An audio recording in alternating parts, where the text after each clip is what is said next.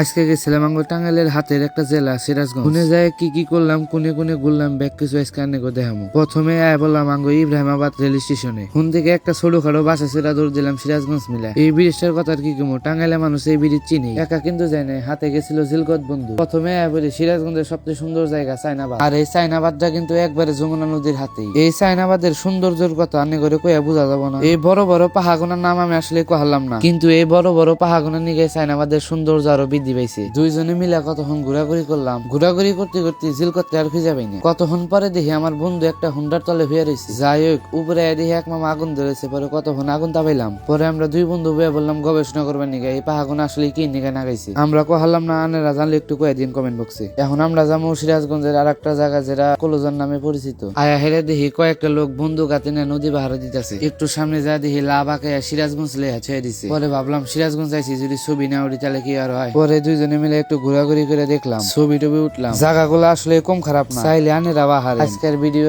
এই পর্যন্তই। কেউ যদি সিরাজগঞ্জ আহেন আপাতত এই দুইটা জায়গা ঘুরবে। তো সবাই ভালো থাকেন, দেখা হবো নতুন কোনো ভিডিওতে।